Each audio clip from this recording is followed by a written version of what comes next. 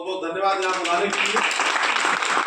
और आप एक सबसे बड़ी चीज क्या है कि आपको सबसे पहले अपनी ताकत अपनी जाननी पड़ेगी। जब तक आप अपनी ताकत नहीं जानोगे तो सामने से आंख मिला के बात नहीं कर पाओगे। ताकत जाननी जरूरी है।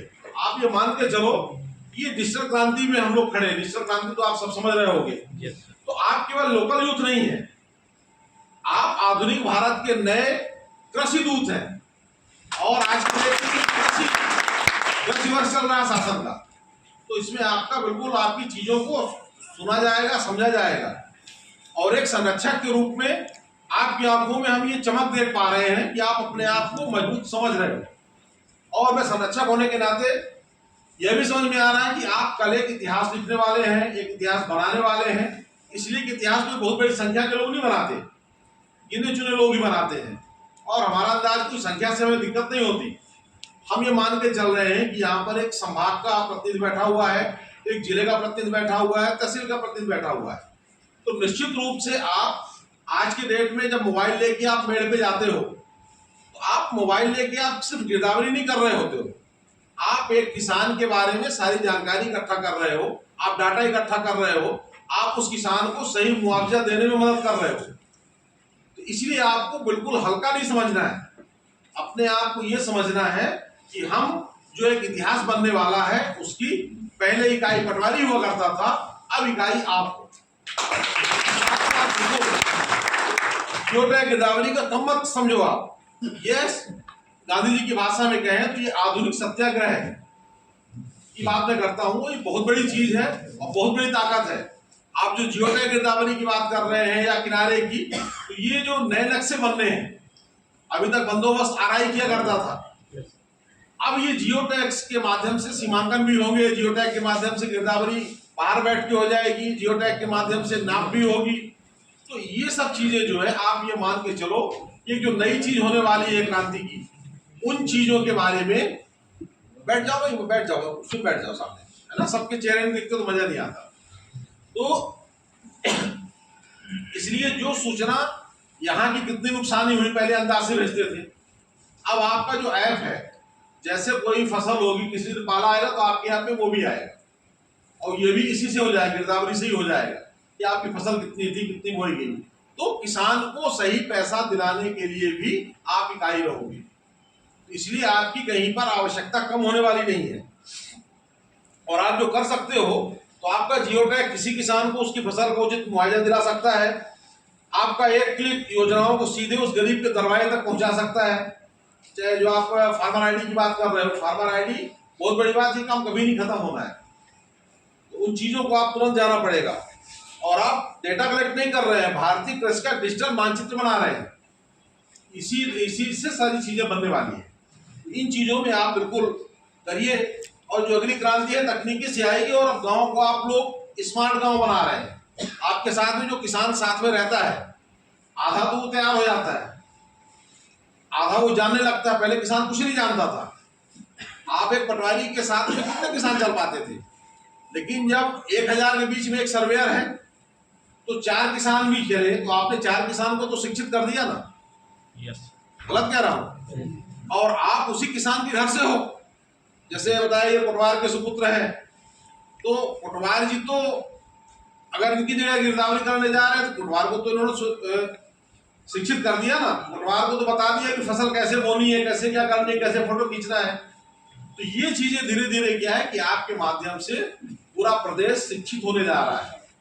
तो इसलिए आप अपने आप को मानो कि आप निश्चित रूप से एक किसान का बहुत बड़ा काम कर रहे हो, किसान की इकाई के रूप में काम कर रहे हो। तो ये एक अपने आप को, अपने को कमजोर बिल्कुल नहीं समझना है। ठीक है, ये बात तो समझ में आ गई ना आपके? Yes sir. और इसीलिए अपनी ऊर्जा को पहचानना है और सर्वे को मिशन की तरह पूरा करना है। अब आपको मैं बताता हूं संगठन के बारे में। आप एक नया संगठन बनाने जा रहे हो, तो संगठन के बारे में ये चीज जरूर रिकॉर्ड कर लेना, संगठन अपन को कैसे खड़ा करना है। नया संगठन है, तो इसमें 5 बातें होती है किसी संगठन के लिए अच्छा बनाने के लिए। ठीक है, हम लोगों तो 73 में बनाया, हमसे पहले 4-5 लोग रह चुके हैं प्रांताध्यक्ष। आप अभी शुरुआत कर रहे हैं, तो इसमें 5 चीजें हैं। पहली चीज है अनुशासन और पारदर्शिता। तो अनुशासन बहुत जरूरी है। आपका जो तहसील अध्यक्ष है, जिलाध्यक्ष है, आपका संभागाध्यक्ष है और आपका प्रांताध्यक्ष, ये अगर हम, और दूसरी चीज क्या है, छोटे बड़े का, अभी 4 साल के हो, अगले साल जरूरत पड़ेगी नया सर्वेयर आ गया कोई, तो वो नया होगा। तो ये जो लोगों की अनुशासन के ढंग से प्रोटोकॉल जिसको हम लोग बोलते हैं, इस चीज का ध्यान रखना है। आप अपने प्रांताध्यक्ष का जितना सम्मान करोगे उतना वो मजबूत होगा, जितना मजबूत होगा तो आपका भला होगा। तहसील में भी आपने अध्यक्ष बना रखा है, तो वो तहसील अध्यक्ष बात करने किससे जाएगा? तहसीलदार से जाएगा, या पटवारी संघ के तहसील अध्यक्ष से बात करेगा, या आपके पटवारी से बात करेगा। भाई समस्या तो आपकी सारी पटवारी और तहसीलदार के बीच की है, उसके ऊपर कोई तहसील नहीं है। तो आपको अपने उस सर्वेयर को उसके बराबर सम्मान देना पड़ेगा जिससे वो बात करने जा रहा है। तो ये हो गई अनुशासन की बात, उसको सम्मान देना पड़ेगा। और वो यहां पर ये ध्यान रखना आप कि आपके संगठन में जात नहीं रह गई। ध्यान रखना, आपकी जाति है केवल सर्वेयर। जैसे हमारे हमने बता रखा है कि हमारी जाति पटवारी है, मैं कभी सरनेम नहीं पूछता किसी पटवारी का। तो आपकी जाति सर्वेयर है, हमारा प्रांताध्यक्ष है, तो हमें उसका सम्मान करना है। तो जाति सर्वेयर है, हमारे लोकल यूथ है, जो भी समझो। तो जाति पाति वाली का मामला कभी नहीं आना चाहिए संगठन के बीच में। ठीक है, अगर राजनीतिक दल हो की तरह हम भी काम करेंगे तो राजनीतिक दलों की तरह हमारा भी पतन होगा। तो संगठन को अच्छा रखना है तो अपन इन सब चीजों को भूले। ठीक है, और पारदर्शिता की बात है, कोई भी चीज आप खुली रखो। तहसील स्तर पर आपका संगठन है तो नियमित अपने को संगठन को परिवार मान के बैठना है। पैसे हमें जो देना है तहसील अध्यक्ष को दिया, जिसको भी दिया, तहसील अध्यक्ष कर्तव्य बनता है उसका हिसाब किताब वो महीना बाई महीना, 3 महीने, 4 महीने, 6 महीने, जब भी हो उसका हिसाब किताब सबके पास बराबर पहुंचता रहे। ठीक है, और अपने से नीचे वाले को यह भी समझाना है कि अपन को शॉर्टकट नहीं लेना है, गिरदावरी करने में या काम करने में शॉर्टकट नहीं लेना है, पूरा प्रोसेस फॉलो करके रखना है। ये शॉर्टकट में आदमी भटकता बहुत जल्दी है ना। जैसे देखो ना गूगल का शॉर्टकट होता है ना, पता चला लास्ट में गए तो रास्ता ही नहीं है। तो इसलिए हमेशा फास्टेस्ट रूट चुनो गूगल में, कभी इस पे मत जाओ कि हम शॉर्टकट पे जाएं। तो काम भी अपन शॉर्टकट में नहीं करें। ये तो पहली बात आ गई, सबको समझ में आ गई होगी। तो काम में पारदर्शिता संगठन को सरकार और जनता के बीच विश्वसनीय बनाएगी। दूसरी चीज जो महत्वपूर्ण चीज होती है, तकनीकी प्रशिक्षण। टेक्निकली रूप से सबको मजबूत होना पड़ेगा, और ये आपको शासन कहीं आपको ट्रेनिंग देने नहीं जाएगी, ये ट्रेनिंग अपने आप को देना पड़ेगा। आप पे जो बहुत सारे लोग होंगे ज्यादा प्रशिक्षित होंगे, कुछ लोग ज्यादा पढ़े लिखे लोग होंगे, कुछ लोगों ने हो सकता है कि सर्वे का ट्रेनिंग कर रखी हो, तो उनसे हमें कम पढ़े लिखे वाले को समझना पड़ेगा। अब मोबाइल चलाना बच्चियां बहुत अच्छे से जानती हैं, इसलिए कि ज्यादातर इनके हाथ में मोबाइल रहता है।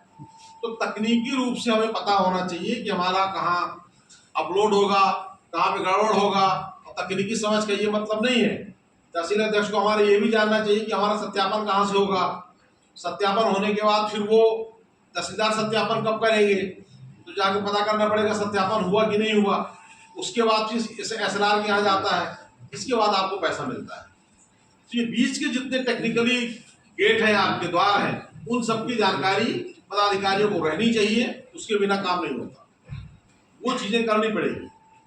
मैं भी पटवारी संघ के काम जानने के लिए, पटवारी संघ का अध्यक्ष में सबकी समस्याएं जानने के लिए मैं भी हल्का हमारे पास रहता है, हमेशा काम करता हूँ। उससे क्या होता है, पटवारियों की सारी जानकारी हमें पता रहती है, कहाँ पे दिक्कत आए ये पता रहती है। तो ये चीजें तकनीकी प्रशिक्षण बहुत जरूरी है।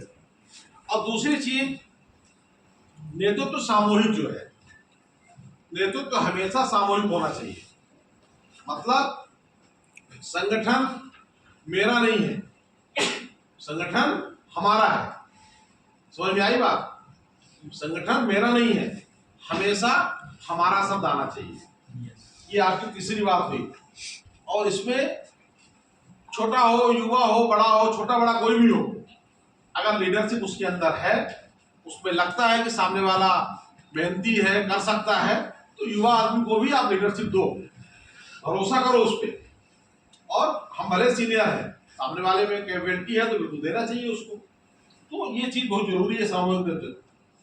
और नियमित फीडबैक, चाहे संगठन का हो चाहे फसल का हो, ये चीजें आपके संगठन में भी काम आएगी और आपके गिरदारी में भी काम आएगी। नियमित रूप से फीडबैक होना चाहिए। आप पहले बैठ लो, तय कर लो, व्यक्तिगत काम भी करना है तो फीडबैक, आज हमने कितना किया अपने पटवारी जी को बता दीजिए, कल कितना किया बता दीजिए, क्या दिक्कत आई वो बता दीजिए। पटवारी जी नहीं मिल पा रहे हैं तो आपके जो वहां पर तहसील अध्यक्ष हैं उनको फीडबैक रेगुलर दो कि अंत में ऐसा नहीं हो कि हमसे हो नहीं पा रहा है, अब जब 3 दिन बचे तो हम गिरदावरी कैसे पूरी करें। तो रेगुलर जब फीडबैक आप दोगे उसमें आपको दिक्कत नहीं होगी। संगठन में भी रेगुलर फीडबैक ऊपर होनी चाहिए।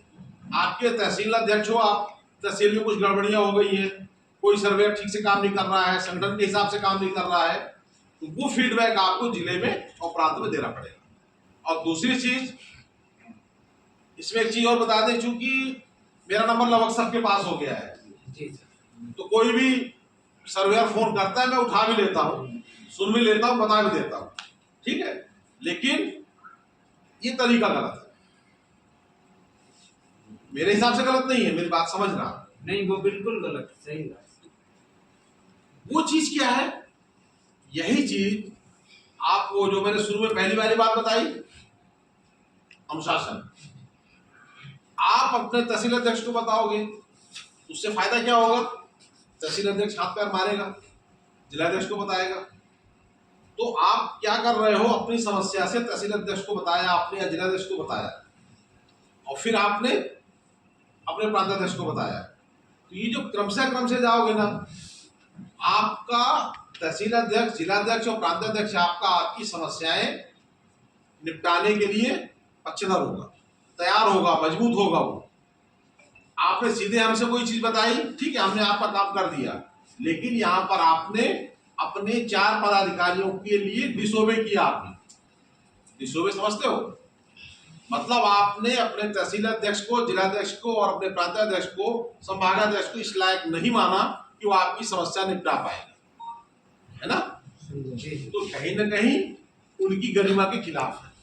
तो हमारा सबसे कहना है कि अब प्रॉपर चैनल चले, कोई भी समस्या है आप अपने ऊपर वाले को बताओ, क्रम से वो होते हुए इनके पास पहुंचेगी, ये हमें बताएंगे, उन चीजों का निराकरण होगा। इससे क्या होगा, आपका तहसील अध्यक्ष मजबूत होगा, आपका संभागाध्यक्ष मजबूत होगा, आपका प्रांताध्यक्ष मजबूत होगा, ठीक है। आज हम हैं और नहीं रहेंगे, तो आपका अगर प्रांताध्यक्ष मजबूत रहेगा, तहसील अध्यक्ष मजबूत रहेगा, तो आपका काम तो नहीं रुकेगा ना।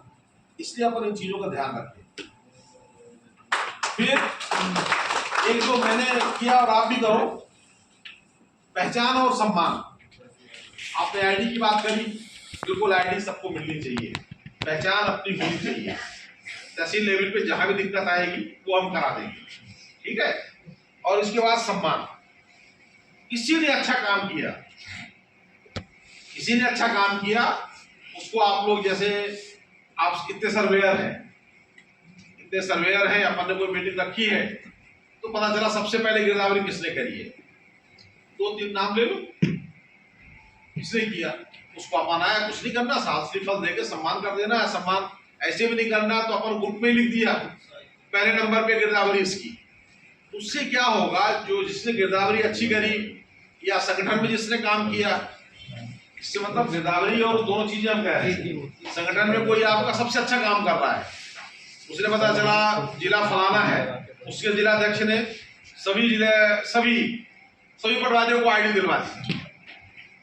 बात समझे आप, सपोज करो भी आईडी का आपका काम चल रहा है, किसी जिलाध्यक्ष ने अपने जिले में सभी को आईडी दिला दी, तो अगली जब मीटिंग हो तो उस जिलाध्यक्ष का सम्मान होना चाहिए।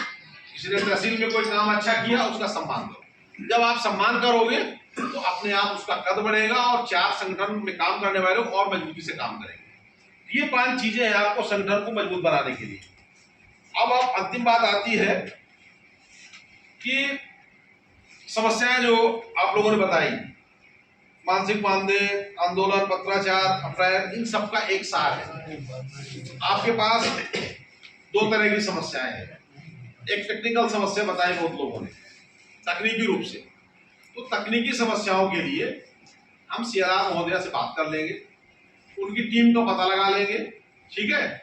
और उसमें आपकी 5, 10, 15 जितने कम से कम हो, तो आप 10 चाहे संभाग से आ जाए, संभागवार हो 10 लोग हो जाएंगे, तो मतलब एक प्रतिनिधिमंडल आप लोग सारी जो भी समस्या है वो कंपाइल कर लो, तहसील से लाके ऊपर तक आ जाए।